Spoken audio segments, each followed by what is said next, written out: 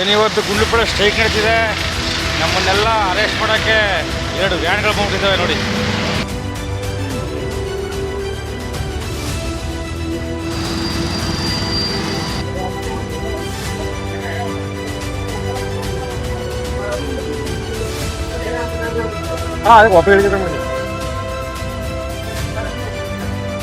ಎಲ್ಲ ಈಗ ಹೊಸ IB ಹತ್ರ ಬಂದು ಸೇರಿದ್ದೀವಿ. ಒಂದಷ್ಟು ಜನ ಉದ್ಯಮ ಓಟ್ ಹತ್ರ ಕೂಡ ನಮ್ಮ ರೈತ ಸಂಘರು ಅಲ್ಲೂ ಕೂಡ ಇದ್ದಾರೆ. ಹಾಗೆ ಊಟಿ ಸರ್ಕಲಲ್ಲಿ ಅಲ್ಲೊಂದು 20 ಜನ ಇದ್ದಾರೆ. ನಾವು ಒಂದಷ್ಟು ಜನ ಇಲ್ಲಿ ಹೊಸ IB ಹತ್ರ ಇದ್ದೀವಿ. ನಮ್ಮ ರೈತ ಬಂಧುಗಳು ದಯವಿಟ್ಟು ಹೊಸ IB ಹತ್ರ ಬನ್ನಿ, ಇಲ್ಲ ಆ ಕಡೆ ಆದರೂ ಹೋಗಿ. ದಯವಿಟ್ಟು ಇಲ್ಲಿನ ಕೆರೆ ಕಟ್ಟೆಗಳಿಗೆ ನೀರು ತುಂಬಿಸಲು ವಿಫಲವಾಗಿದ್ದಾರೆ. ಸಾಕಷ್ಟು ಮೂಲಭೂತ ಸೌಕರ್ಯವನ್ನು ಒದಗಿಸುವಲ್ಲೇ ವಿಫಲವಾಗಿರುವಂಥ ಶಾಸಕರು ಧ್ವಜಾರೋಹಣವನ್ನು ಮಾಡಬಾರ್ದು ಅಂತ ಹೇಳಿ ಸಂಘದಿಂದ ಇವತ್ತು ಎಲ್ಲರೂ ಕೂಡ ಬಂದು ಸೇರಿದ್ದೀವಿ ಗುಂಡ್ಲುಪೇಟೆಗೆ. ರೈತ ಮಕ್ಕಳು, ರೈತ ಮಹಿಳೆಯರಿಂದ ಅವರು ಧ್ವಜಾರೋಹಣ ಮಾಡಲಿ, ಆದರೆ ಶಾಸಕರಿಗೆ ಮಾಡುವಂಥ ಒಂದು ನಿಲುವು ಇಲ್ಲ ಅಂತ ಸಂಘದಿಂದ ನಾವು ಗಟ್ಟಿ ನಿಜವಾಗಿ ನಿಂತಿದ್ದೀವಿ. ಯಾವುದೇ ಕಾರಣಕ್ಕೆ ಇವತ್ತು ಧ್ವಜಾರೋಹಣ ಮಾಡೋಕ್ಕೆ ಬಿಡಬಾರ್ದು ಅಂತ. ನಮ್ಮ IBಯಲ್ಲೇ ಲಾಕ್ ಮಾಡಲಾಗಿದೆ ನೋಡಿ. IB ಗೇಟ್ ಹತ್ರ ಎಷ್ಟೊಂದು ಪೊಲೀಸ್ ಹಾಕಿದ್ದಾರೆ. ತುಂಬ ಪೊಲೀಸ್ ಫೋರ್ಸ್ ಕೊಟ್ಟಿದ್ದಾರೆ. ಇಲ್ಲಿ ಫುಲ್ IBನೇ ಕವರ್ ಮಾಡಿದೆ. ಪೊಲೀಸ್ ಡಿಪಾರ್ಟ್ಮೆಂಟ್ ನೋಡ್ತಾ ಇದ್ದಾರೆ, ಬಾಕ್ಲಲ್ಲೇ ನಿಂತಿದ್ದಾರೆ. ನಮ್ಮ ಎಲ್ಲ ರೈತ ಸಂಘಟನೆಗಳಲ್ಲಿ ಇದ್ದಾರೆ, ನೋಡ್ತಾ ಇದ್ದೀರಾ. ಏನಿವತ್ತು ಗುಂಡ್ಲುಪೇಟೆಯಲ್ಲಿ ನಮ್ಮದು ಚಳುವಳಿ ಇತ್ತು. ಸ್ಥಳೀಯ ಶಾಸಕರು ತಿಳಿಸಿದಾರಂತೆ, ಅವರು ಏನೇ ಸಮಸ್ಯೆ ಇದ್ದರೂ ನಾನು ಬಗೆಹರಿಸ್ಕೊಡ್ತೀನಿ, ಅವರು ಎಲ್ಲಿದ್ದಾರೆ ಅಲ್ಲಿಗೆ ಕೂಡ ನಾನೇ ಬರ್ತೀನಿ ಅಂತ ಏನೋ ತಿಳಿಸಿದಾರಂತೆ. ಹಾಗೆ ಪೊಲೀಸ್ ಇಲಾಖೆಯಿಂದ ತಿಂಡಿ ವ್ಯವಸ್ಥೆ ಕೂಡ ಮಾಡಿಕೊಟ್ಟಿದ್ದಾರೆ. ಎಲ್ಲ ನಮ್ಮ ಕಾರ್ಯಕರ್ತರು ತಿಂಡಿ ಮಾಡ್ತಿದ್ದಾರೆ. ಸೊ ಹಾಗಾಗಿ ಇಲ್ಲೇ ನಾವು ಗುಂಡ್ಲುಪೇಟೆ IBಯಲ್ಲೇ ಇದ್ದೀವಿ.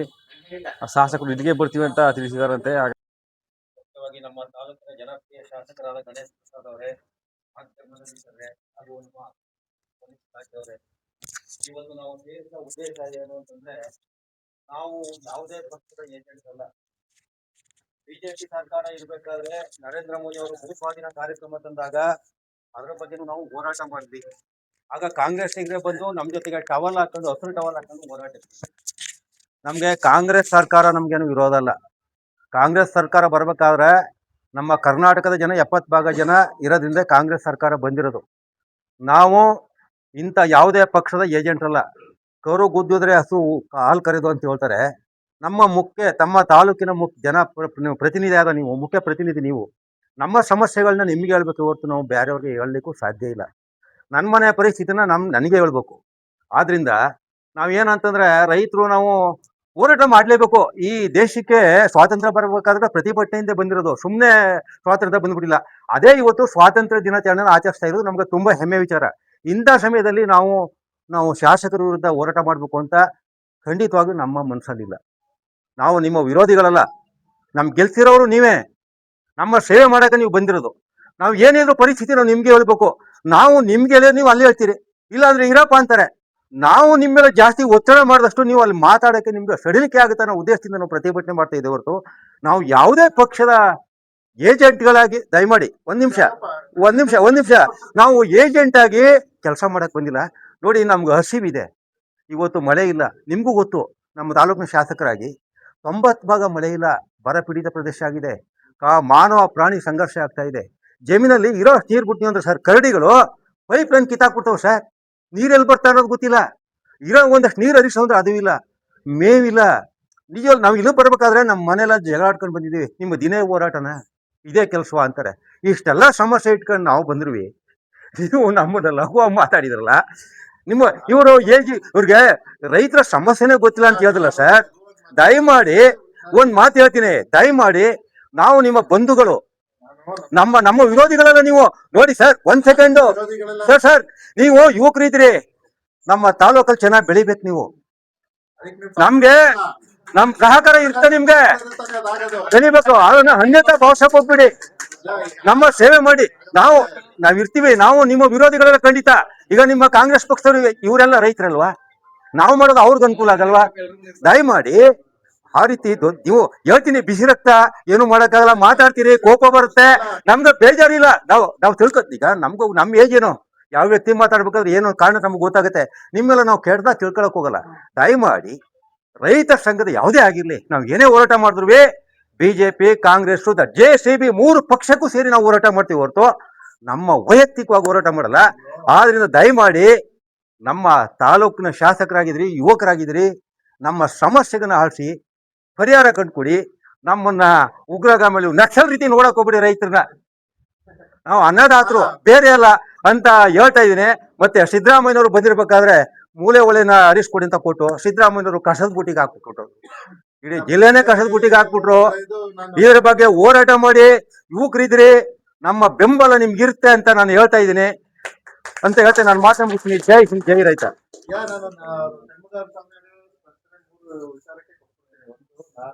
ಯಾವತ್ತೂ ನಮ್ಮ ರೈತ ಇರೋದಿಲ್ಲ. ನಾವು ನಮ್ಮ ತಾತನು ಜಮೀನ್ ಮಾಡಿ ಇವತ್ತು ನಾವು ಜಮೀನ್ ಮಾಡಿರ್ತೀವಿ, ಅಡಿಕೆ ಹಾಕಿದೀವಿ, ಮೆಣಸಿನಕಾಯಿ ಹಾಕಿದೀವಿ, ಅರ್ಶಿನ ಹಾಕಿದೀವಿ.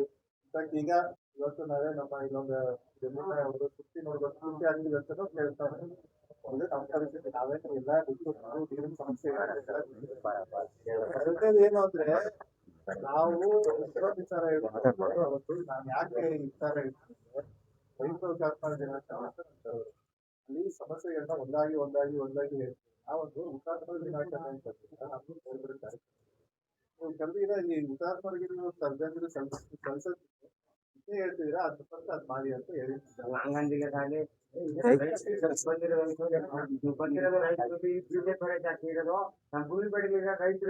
ಏನು ಕೊಡ್ತಾ ಇಲ್ಲ ನೀವು ರೈತ ಸಂಘದ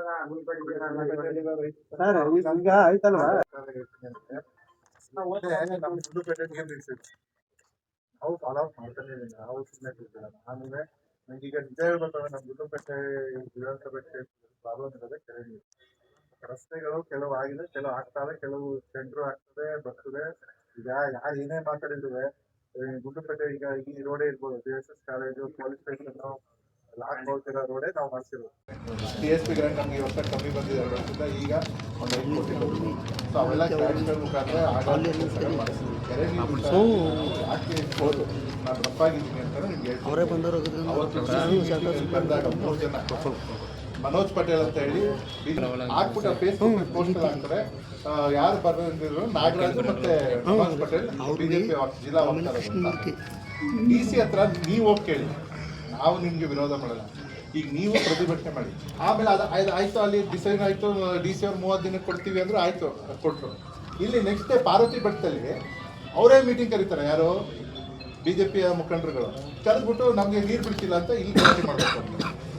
ನೀರು ಬಿಡ್ತಿಲ್ಲ ಅನ್ನೋದಕ್ಕೆ ಹೋರಾಟ ಮಾಡೋದು ನಾನು 100% ಸಪೋರ್ಟ್ ಮಾಡ್ತೀವಿ.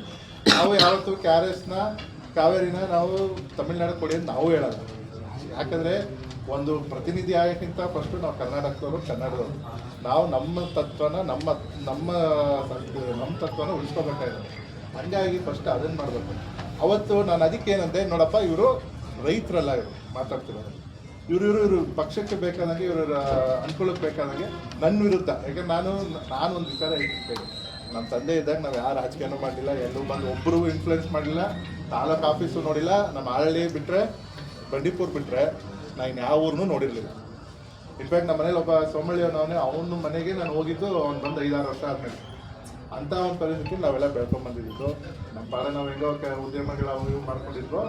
ಬದಲಾದ ಪರಿಸ್ಥಿತಿ ನಮ್ಮ ತಾಯಿ ನಿಂತ್ಕೊಂಡ್ರು. ಅದಾದಮೇಲೆ ಅವ್ರಿಗೆ ಆರೋಗ್ಯ ಸರಿ ಇದೆ ಅಂದರೆ ನಮ್ಮ ಪಕ್ಷದವ್ರು ನನ್ನ ನಿಂತ್ಕೋಬೇಕು ಅಂತ ಹೇಳಿ ನಿಂತಿದ್ರು. ನಾವು ಇದು ರಾಜಕೀಯ ಮಾಡಿ ದುಡ್ಡು ಮಾಡಿ ಏನು ಸಾಧಿಸ್ಬೇಕಾಗಿಲ್ಲ. ಮನುಷ್ಯಂಗಿರೋದೇ 3 ದಿನ ಅಷ್ಟೇ. ಆ ಜೀವನದಲ್ಲಿ ನಾವು ಏನಂದರೆ ನಾವೇನು ಮಾಡಿದ್ದೀವಿ ಅನ್ನೋದು ಜ್ಞಾಪಿಸ್ಕೋಬೇಕು ಜನ. ಅಟ್ಲೀಸ್ಟ್ ಈಗ ಮಾದೇ ಪ್ರಸಾದ್ ಇವತ್ತು ಯಾಕೆ ಜನ ವಿರೋಧವಾಗಾದ್ರೂ ಸರಿ, ಪರವಾಗಾದ್ರೂ ಸರಿ ಜ್ಞಾಪಿಸ್ಕೋತಾರೆ ಅಂದರೆ ಅವ್ರು ಮಾಡಿದ ಕೆಲಸ ಇದೆ. ಹಂಗಾಗಿ ನಾಗರತ್ನವ್ರನ್ನ ಯಾಕೆ ಜ್ಞಾಪಿಸ್ಕೋತೀವಿ? ಇವತ್ತು ಅವ್ರು ಡ್ಯಾಮ್ ಕಟ್ತಾ ಹೋಗಿದ್ರೆ ನೀರಲ್ಲಿ ಬಚ್ಚಿತ್ತು, ನೀರಲ್ಲಿ ಶೇಖರಣೆ ಆಗ್ತಿತ್ತು. ಆಮೇಲೆ ಒಂದು ವಿಚಾರ ಹೇಳ್ತೀನಿ ಕೇಳಿ, ನೀವು ಎಲ್ಲ ಇಂಟೆಲಿಜೆಂಟ್ ಇದ್ದೀರಿ, ನೀವು ಒಳ್ಳೊಳ್ಳೆ ಡಿಗ್ರಿ ಮಾಡಿರ್ತೀರಿ ಎಲ್ಲ. ಸೈಂಟಿಫಿಕಲಿ ಸ್ಪೀಕಿಂಗ್, ನೀರನ್ನು ನಾವು ಶೇಖರಣೆ ಮಾಡ್ಬೇಕಂದ್ರೆ ಪೈಪ್ಲೈನ್ ಮಾಡಿದ್ರೆ 100% ಅನುಕೂಲ. ಇವತ್ತು ಪುಟ್ರಂಗ್ ಶೆಟ್ರಿಗೂ ನಾವು ಸತತವಾಗಿ ಒಂದು ವಾರದಿಂದ ಮಾತಾಡ್ತಿದ್ದೀವಿ. ಅವರು ಮಂತ್ರಿ ಆಗೋರೆ, ಈಗ ಅವರು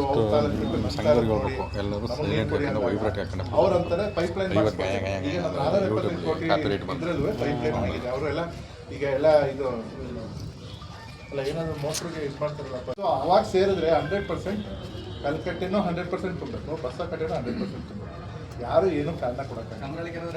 ಕಮ್ರಳ್ಳಿ ಕೆರೆ ಈಗ ಶುರು ಮಾಡಿದ್ದಾರೆ, ಇನ್ನೊಂದು ಸ್ವಲ್ಪ ಪ್ರೆಷರ್ ಆಗಿ ಬಿಡಕ್ಕೆ ಹೇಳಿದ್ದೀನಿ.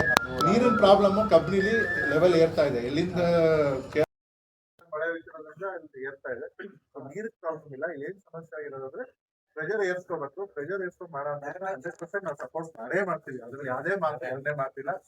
ಅದ್ರ ಜೊತೆ ಈಗ ಏನಂದ್ರೆ ಪೈಪ್ ಲೈನ್ ಮಾಡಿದ್ರೆ ನಾನು ಮದುವೆ ಮಾಡೋದು ಏನಂದ್ರೆ, ಈಗ ನಾಳೆ ಹೇಳ್ತಾರೆ ಯಾರು ಪೈಪ್ ಲೈನ್ ಮಾಡಿದ್ರೆ ಹಂಗಾಗ್ತದೆ ಹಿಂಗಾಗ್ತದೆ ಅಂತ. ದಯವಿಟ್ಟು ಅದಕ್ಕೆ ಇದ್ ಮಾಡ್ಬಿಡಿ. ಯಾಕೆ ಗೊತ್ತಾ, ಈಗ ನಾವು 30 ದಿನ ಬಿಡ್ತೀವಂತ ಬಿಡಿಸ್ತಾವಲ್ಲ, ಬಿಡ್ಲಿ, ನಾವು ಬೇಡ ಅನ್ನಲ್ಲ. ಸೆಪ್ಟೆಂಬರ್ 5ರಿಂದ ಮುಗಿಸ್ಬೇಕು. ಸೆಪ್ಟೆಂಬರ್ 5 ಕಲ್ ಮುಗಿಸಿ ಸೆಪ್ಟೆಂಬರ್ 6ರಿಂದ 100 ದಿನ ನಮ್ಗೆ ಬಿಡ್ಬೇಕು. ಅದೇ ಮಾತ್ರ 120 ದಿನ ಅಂದ್ರೆ 100 ದಿನ ಬಿಡಿದ್ರು ತಿರ್ಗಾ ಒಟ್ಟಿಗೆ ಡ್ರೈ ಆಗುತ್ತೆ. ಈ 30 ದಿನದಲ್ಲಿ ಬಿಸಿಲು ಉಷ್ಣಾಂಶ ಜಾಸ್ತಿ ಆಗ್ತಿರೋದ್ರೆ 30 ದಿನ ಕುಟ್ರಿನ್ ಸೆಟ್ರೆ ಅದನ್ನೇ ಕೇಳಿದ್ರು. ಈಗಲೇ ಡ್ರೈ ಆಗೋದು. ಈಗಲೇ ಡ್ರೈ ಆಗಿದೆ.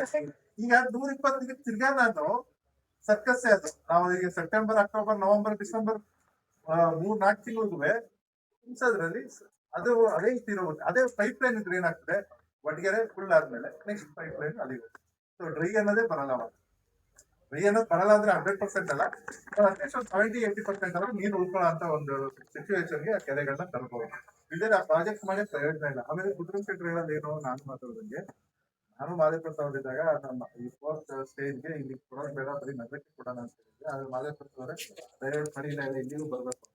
ಮಾದೇಪುರದಲ್ಲಿದ್ದಾಗ ನಾವು ನೋಡ್ಬೇಕು ಅಪ್ರೂವಲ್ ಆಗಿದೆ ಪೈಪ್ ಲೈನ್ಗೆ. ನಾನು ಎಲ್ಲ ಮಾಹಿತಿಗಳು ತಗೊಂಡಿರುತ್ತೆ.